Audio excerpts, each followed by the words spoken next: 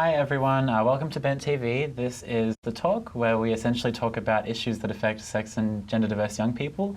You know, everyone has this idea of The Talk being, something that parents give to their children when they're maybe in their teenage years, about sex or sexuality, the birds and the bees. But for queer people, they don't really get that. So we thought we'd talk about some of the issues that we would like to have been spoken to about when we were that age.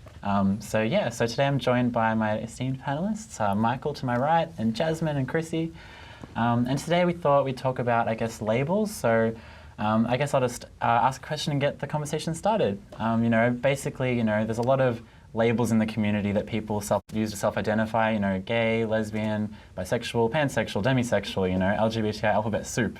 And I guess I was wondering what you guys think, do these labels help to empower us, or are they more of a dividing tool? I think with myself, because I feel like I've worn a lot of different labels over the years. I think it's important to know that for one, we shouldn't be policing other people's use of the labels, especially when I used to identify as bisexual. People have different ideas of what bisexual, do you have to be 50% attracted to both genders? Is it just as long as you're attracted to one? Is it attraction in all different types, sexually, physically, everything, emotionally? But I think that if we were just cool with the idea that labels don't have to be permanent, that you can wear one and then when it doesn't fit anymore, you can change, I think that'd be cool. So I've been straight, and then I was bisexual, and then I was pansexual, and then I was queer, and now I'm kind of just I like queer. I love queer. Mm-hmm. I think queer as an umbrella term is just awesome, and it allows for room and everyone to have their kind of individual, however they feel it. But I don't know about you guys, how you feel about labels. I completely agree. Sorry, I think I feel the same way. For me, I definitely love my queer identity, and I feel like I would never want to, disavow any kind of label, because I like feeling and identifying as different from, the heterosexual norm. But, the words gay and lesbian, or gay particularly for me, I feel are loaded with a lot of connotations. So if I tell someone that I'm gay, they may already assume a lot of different things about me. So I think similar to you, I like the word queer because it's a lot more broad, and I also like it for its political and social connotations as well, this idea of just being your views as being rejecting, what is seen as mainstream or norm in society. So yeah, I love queer as well. I mean, I don't know what you guys think. And queer also makes people think. When you say I'm queer, and they're ooh, it's so creative. What does that mean? It creates a conversation for people. And I used to identify as queer, and now I definitely identify as gay, and I still love the term queer, the same thing socio-political, cultural kind of use, but the term gay just kind of works for me as well. And also gay white man, it's not really hard for me to see representation in the LGBT community. So for me, identifying as gay or finding or being comfortable with that label was relatively easy compared to other people in the queer community. I feel that was a really point that you raised, because with labels, it's important, especially with the bisexual community, that there is this bi-erasure that exists in the community, and sometimes having the label bisexual as opposed to queer is going to benefit that particular community. I don't know.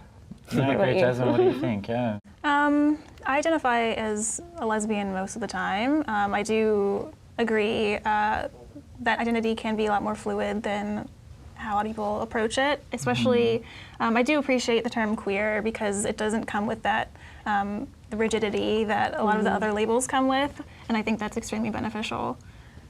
But I think I'd agree with you as well. It's everything, it's fluid if you want it to be, and if that's what feels right to you, then you do you. Yeah, I guess I'll just ask. I know I literally just said that queer for me is the term that I've taken to, but gay history can be quite separate from lesbian history, which can also be quite separate from trans history and stuff like that. So I guess is using queer as an umbrella term. I do prefer it, but what do you guys think in terms of, erasing those more specific histories?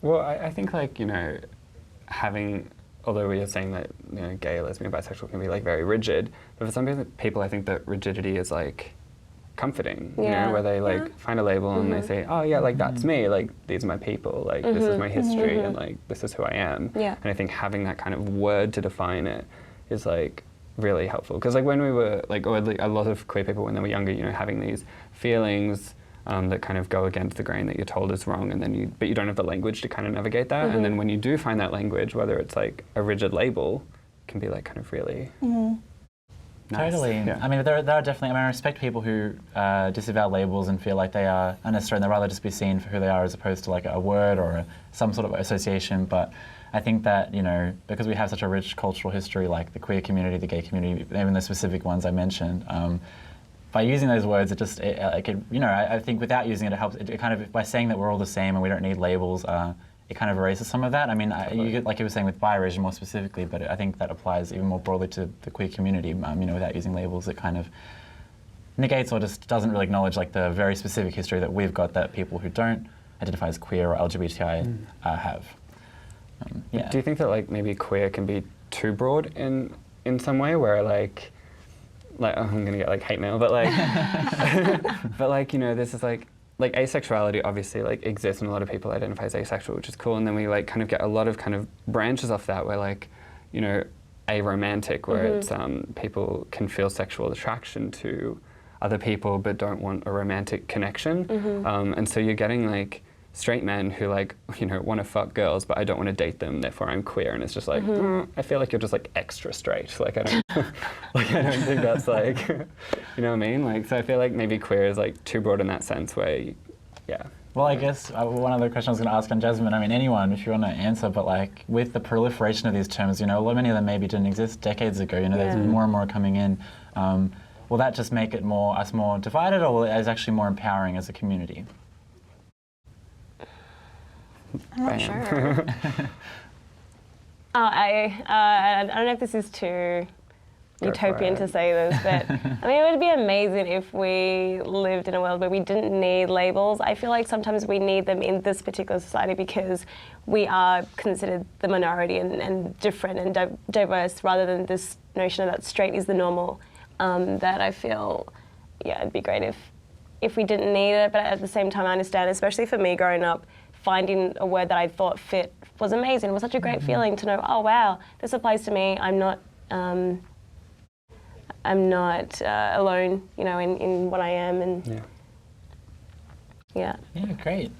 Thank you so much for talking to me, guys, about the very interesting topic that we could probably talk about for a lot longer. I'd like to thank my panelists, Michael, Jasmine, Chrissy. It was a great talk, and thank you for joining us here on Bent TV.